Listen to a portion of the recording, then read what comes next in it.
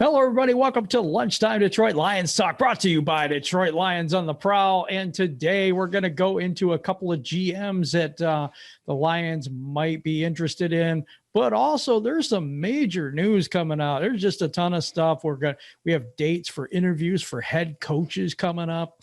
We have about injury report about what happened to Trey Flowers this year. We have just a bunch of stuff that's going to be really, really good and entertaining for all you guys out there. So without further ado, I'm going to bring in my main man, Curt Steele. What up, dude? Welcome to the show, people. You know who we are. We are Detroit Lions on the Prowl. And today we will prove to you that we are your home for Detroit Lions news. Hey, join the family, subscribe to the channel, tune in weekdays, 11 a.m. Eastern Standard Time, right here on this same bat time and same bat channel for our premieres. You can join the chat. Super chats are available to get your comments right up front, right where you want them. Comment on the videos, like the videos, ring the notification bell so you know when you're getting fresh content from us right here on Detroit Lions on the Prowl. Let's get this thing started right now. Right now.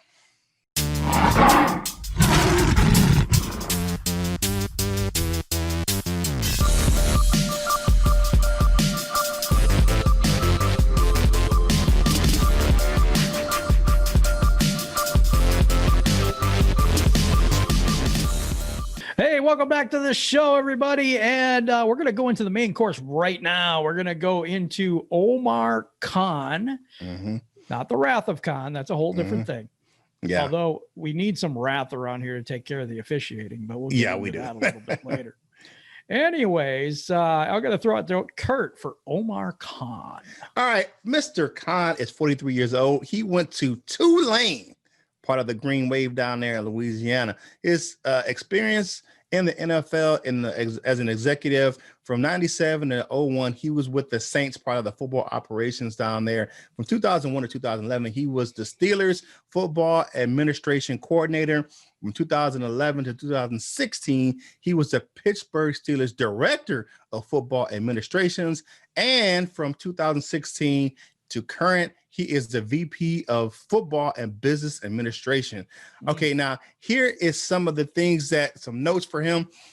He lost the GM job to John Snyder in 2010 in Seattle.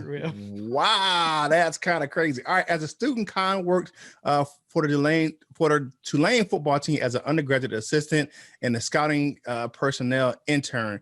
He won 2 Super Bowls with the Pittsburgh Steelers. Along with Kevin Colbert, he drafted over 30 Pro Bowl players while assigned to the Pittsburgh Steelers. All right. And he helped orchestrate only $100 million in contracts with the Pittsburgh Steelers, and which was happening to belong to Ben Roethlisberger. So the only $100 million man in Pittsburgh history, he helped orchestrate that with Big Ben. So Mr. Khan has some football experience. I'm not sure what his personnel kind of deal is, but the business side, he's very astute. Yeah. This is the first guy we've had from the Steelers organization, I think. Or no, maybe it's the second. But I think the Steelers organization over the years has been one of the most stable. Yes, they have. I mean, they've only had since Chuck Norton, they've only had 3 head coaches since the 70s. Yeah. And so their general manager is good, but is their general manager tree good? And that's the thing we have to worry about here. Yeah. He's the VP of football and business administration. So he does something similar to Rod Wood, but he knows more about the football side of things, I would imagine. So 43 years old, rather young. A few years so younger. I don't know. I'm not sure about him. So just to let you know, I'm unsure. I'm not sold on the guy either, but it's worth to kick the tires on. He may be the hot fresh new thing. You got to look at the 2010, if he was a candidate for that GM job in Seattle, he must have been doing something right. Yeah, that's true. That's true. Well, I'm going to go into Monty Ossenfort, and he went to Minnesota Morris, undergrad at Ohio, and then went to Ohio State for his master's. So he went to Ohio State. That's a knock on him right away. No, I'm kidding. So from 2001 in Minnesota Vikings, he was an intern there. 2002, Houston, Texas, pro personnel intern. And then 2003, New England Patriots personal assistant. This doesn't sound like a great resume so far, but 2004, Houston Texans pro and college scouting assistant. In 2005, he was a college scout. 2006 to 2008, he was a New England Patriots area scout. 2008 to 2020, there's some longevity.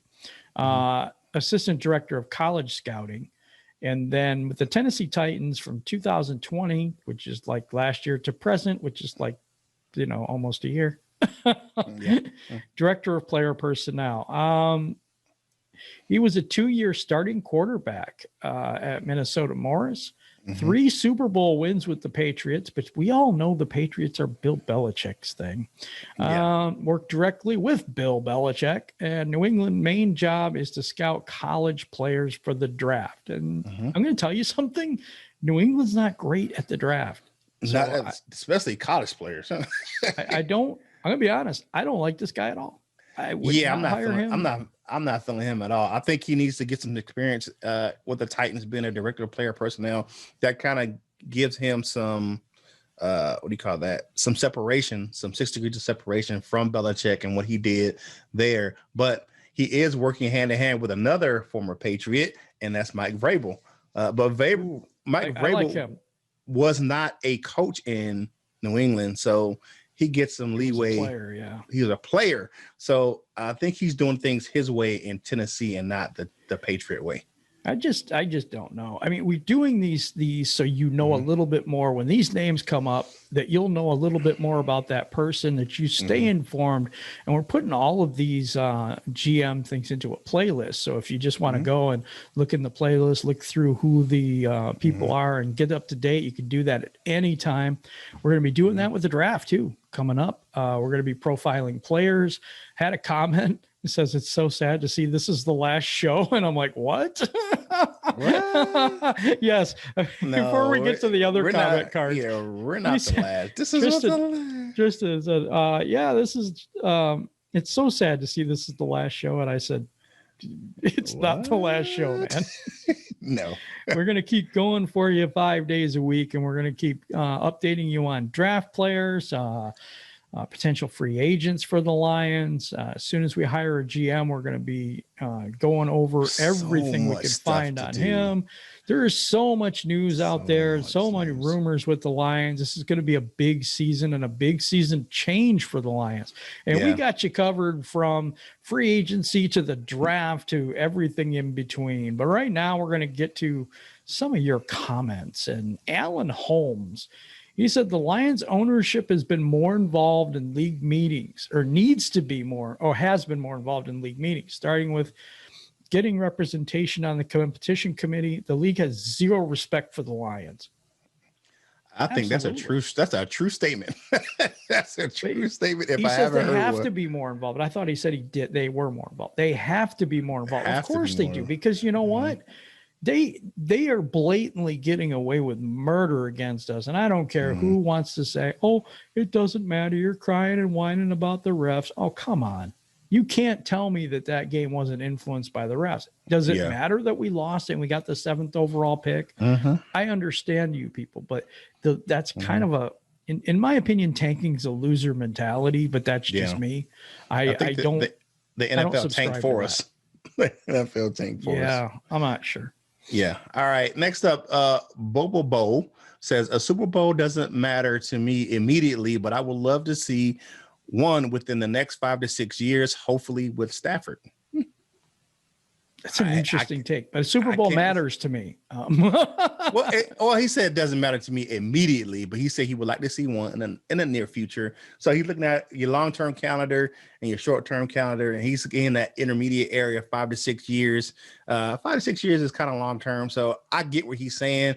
because we're going to have almost a complete rebuild. So it's not going to be fair to expect one within the next 1 or 2 seasons.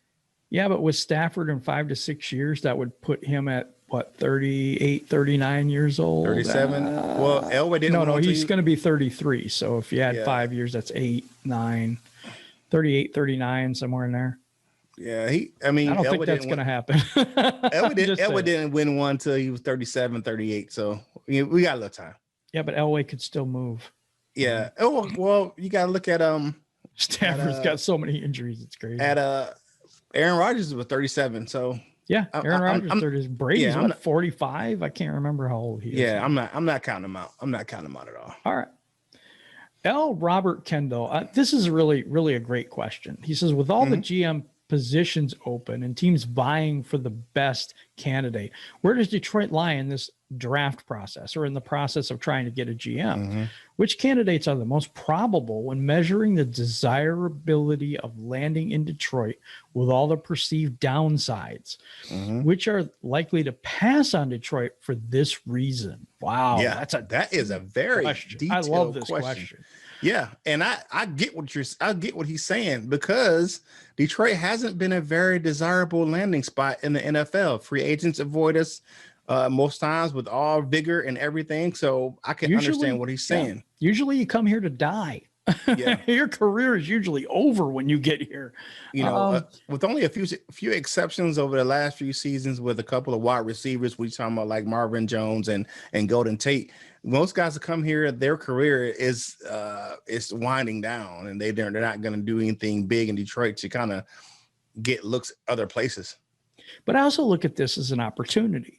If you're the GM, just imagine if you're the GM that turns the Lions around and gets a Super Bowl, you will be the most sought after GM. Man, you'll be the highest paid guy. You'll be a legend in Detroit, and you'll be a legend in the league. In the league, and so who wouldn't want that opportunity? Yeah. But yeah, the NFL seems to be against us. The officiating, the just crap that we have to deal with as a franchise, and the stupid mistakes and decisions that we make that are dumb. Who would not want to be here? I don't know. I don't know. It's a great question. Like I said, I'd have to contemplate it a little more, but I'm looking at this as a two-sided coin. It could be that GMs could say, I ain't going there. That is not the opportunity for me. Players have done that. We've heard this throughout the last couple of seasons, especially with the birth of social media, the boom, that players have expressed that they weren't willing to come to Detroit because of really the culture here and what's going on, and the culture of losing as a perennial loser in the league. I mean, I don't think Schneider comes here. I mean, that's just my gut feeling, but I don't think Schneider comes here. I think that's one of them that I believe they won't get. It's going to be a couple. It's going to be hard to get a couple of those guys even out of their teams that they're on now. But Ed Dodds is another one I don't see leaving Indy for here. I don't see that. I'd like it, but I don't see it. Yeah. All right. Don Higbee says the Lions should pull Ford Motor Company sponsorship of the NFL unless something is done about the officiating. Well, the Lions, the Ford's own. I get what he's saying. The Ford family, that's going to be a tough deal to pull the sponsorship for Ford Motor Company, just because of the fact that the contractual obligations of the Ford Motor Company. But I can see what you're saying, to be able to leverage that until something's done about the officiating once that contract is up. They have to do something about it. We will never win with the way it is right now. Never. And people can get upset about that. I've seen both sides of the coin, and I've seen, we just weren't good enough to win. But to be honest with you, I don't think the other teams are good enough to win when they need help. And I don't think people see that point of view. Yes, okay. So. Mike Shaler says the NFL needs to be sued by the Detroit Lions for the unfair treatment that it continues to be given to this team. Someone with the Lions needs to stand up and demand change, or else nothing changes and we continue to get screwed over. Enough is enough. And he has that in caps. Yeah. I agree with this. I Mhm. mean, but what can you do? Literally, what can you do? My thing was with the Ford family, the Lions. Mhm. If they keep getting these calls, walk off the field.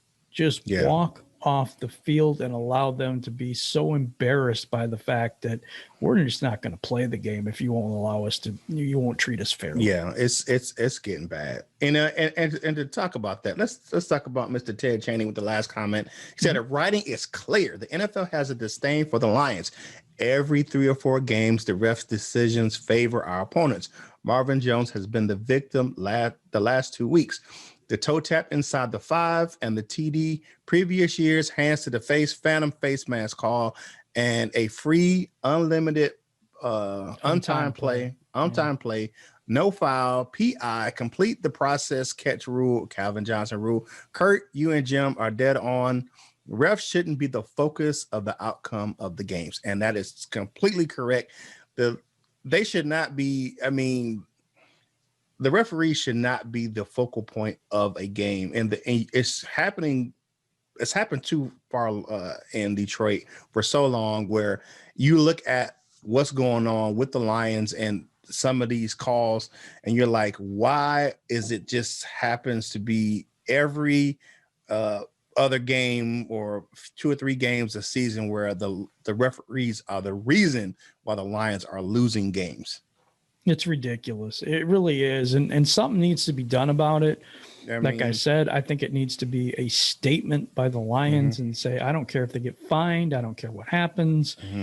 You have to show them that it's ridiculous and you will not stand for it any longer.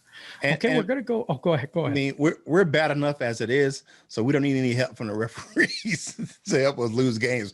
Let us lose the games our own. That's saying. What I said about Green Bay. They're good enough. They don't need help. Yeah, they don't. But they get it a lot. Yeah, they do. Okay, we're going to go to the news and rumors now. There's a lot of stuff to get to. The Lions to interview Eric Bieniemy, Darrell Bevell, Robert Saleh this week. So Monday, January 4th, which is yesterday. Yeah, yesterday. Eric Bieniemy was supposed to be interviewed. Today, it's Darrell Bevell. Thursday, it's Robert Saleh. And next week, Arthur Smith and Dan Campbell. I have a question. Why are we interviewing head coaches when the GM is supposed to pick that spot? I don't get this. I think they're doing their due process. They interviewing the head coaches so that the new incoming GM has a list of candidates that they can go off of and say, hey, all right, these are the guys that we've interviewed. What do you think? And have the GM come in and make a decision. So they're trying to get ahead of the process where they're not behind, where they're hiring a GM and then they have to go for a long searching coach as well. So they're kind of trying to do it simultaneously so that when they hire the GM, they have some background on who they want to hire as the next coach. It sounds good. I just think that any GM coming in saying, well, you're already interviewing head coaches. What is that about? And don't I have control of that? It puts me off a little bit if I'm a GM, but I might be wrong. It might be just more information. Could be good. Yeah, and you might bring them in for a second interview, if the new GM really, wants to sit down and talk to them. So it's just, I say this. I see the Lions handling the GM and coaching search way different than they have before in years past. Way better. Actually, it's better. They interviewing more candidates, and they're looking into these people and digging and bringing a lot of candidates in. Where you look at the last couple of years, they interviewed a couple guys, and then they just make a decision right off the bat. I would dare say better candidates too. And I would say that too. Every name is like a top name. Eric Bieniemy is one of the top names. Robert Saleh is the other top name. Darrell Bevell, I don't know why, but I guess he just deserves. They probably promised him an interview, and that's it. Not a big fan right now, but okay. And I think he's walking to a tough situation. That was a tough situation for him to take over this team with the way that they were constructed, and then the amount of injuries they had when he took over as the interim head coach, and then the tough schedule at the end of the season. They didn't play bad for him. I'll say that. I thought they played good for him. I thought he didn't do a terrible job. I did not like the whole situation with the Braden Coombs. Yeah, I didn't like that. I didn't like how he handled it. It's just my take, but okay. That's true. All right. Trey Flowers revealed he suffered a fractured forearm. It's just, you saw him with the brace. I follow him on social media, like on Instagram, and you can see that there was something that was going to be extensively time to heal with the type of brace and type of cast he had on his arm. So that's not surprising to me for him to reveal he had a fractured forearm. True. I mean, for me, it's like we knew he was out for quite a while. There was a thing with him in the cast, so it's not a real big surprise. But of course, they don't talk about injuries, and we get to find out all this stuff afterwards. And I'm looking forward to finding out what was wrong with a lot of these guys this year. Yeah, really tight-lipped. They really are, and it makes no difference. It doesn't. I've ranted about this every once in a while. That why the tight-lipped keeping thing. the injury information from the fans, because it definitely isn't giving you any advantage on the field. Any advantage on the field at all. Because you're not winning. So don't tell me it's giving you an advantage when it doesn't. No. Taylor Decker hoping to give input in the Lions' future to team president Rod Wood. These last three stories have been from Pride of Detroit. Check them out. My good friend Jeremy Reisman does a great job over there. So those are the three articles that we got from them. Taylor Decker says, he's put a lot into this team. He's committed to this team going forward. He signed that extension. So he's here to stay. He wants to have input on players that stay, players that go, and just a general direction. And I'm like, I love the leadership here, but I don't think it's his place. That's just my thing. Nah, you gotta maintain your place, dude. I mean, I understand where you're coming from. You want to keep some of your good teammates around, but stay in your lane, brother. All right, next up. One more thing though. Yeah, he was a top 5 pass blocker this year. Yeah, he was very good this season. Only give up 2 sacks. And compared to last season, when he gave up 4 times as many as that against the Vikings in one game, he actually had a very good season. Had a real good season. I thought he did a really good job. I think the leadership is there, and him, Ragnow, and Jonah Jackson. I think that side is set. Yep. I think we need to get the other side set. Yeah, I agree with you 100%. All right, report Jim Schwartz will leave the Philadelphia Eagles after this season, which is over. But is he a potential defensive coordinator for Detroit?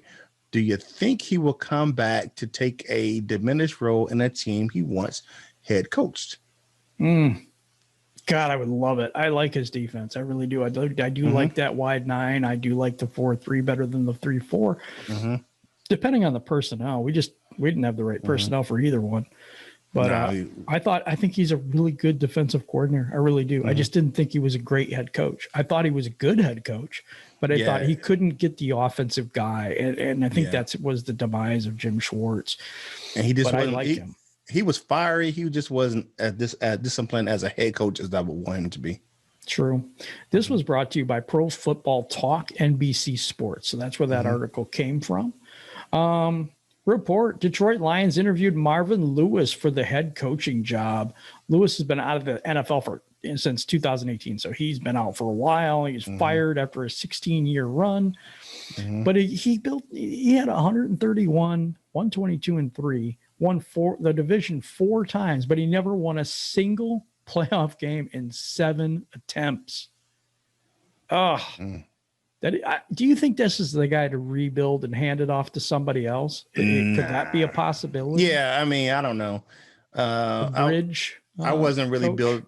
I'm not really sold on Marvin Lewis. I am not either, to be honest. I mean, I'm saying it. I mean, he has some success in Cincinnati. Won a division 4 times is nothing to sneeze at, but because we haven't won it. Cincinnati. Yeah. Sorry. So, but I'm not sold on him as a potential return as a head coach, especially for the Lions. Yeah, me neither. He's been bumming around with Arizona State. He was co-defensive coordinator this year. I mean, from being head coach to 16 years to going to the college level and just being promoted to co-defensive coordinator, not even just the defensive coordinator. I think his stock has fallen a lot. I can't see him in Detroit. You think of Herm Edwards, he's probably has a good relationship with Herm Edwards, their coach out there at Arizona State. So, it was just one of those things where, brought him on staff, and, got him back into football. So I can see where Herm Edwards kind of threw him a bone and brought him on staff. I can agree with that. Okay, question of the day is, who is your favorite GM so far? So we've went through a bunch of GMs, and we're going to continue to do that until the Lions hire somebody. But who do you think is your favorite GM so far? The guy that you really think can turn this around in Detroit and bring us back to being, well, okay, not back, but being a contender for the first time in forever. And forever. I mean, if you're talking about one playoff win, I don't know if that serves as contendership or not, but maybe, I guess so. Okay. But now this show is, you know what? I love this. I love the way we do this show because I love the dessert. I love the main course, but the dessert is so sweet. And Curt, what's our dessert for today? All right, I got a couple of things from my man, Legatron himself, Mr. Matt Prater. All right, he was the league leader in NFL history with 59 career kicks over 50-plus yards. That is an NFL record. He has the most 59, count them, 59 career field goals of 50-plus yards. Can't hit a 41-yarder, but it can bounce from 50. Can't hit an extra point, but you know. Yeah. I don't know. So, and another thing, right? So Matt Prater with his field goal on Sunday of 59 yards, and the was the longest in the league this season, which gave what? Which gave the Lions Detroit fan base, or Detroit Lions fan base, free beer from Bud Light. The longest they need it. So back in July, the Bud Light challenge.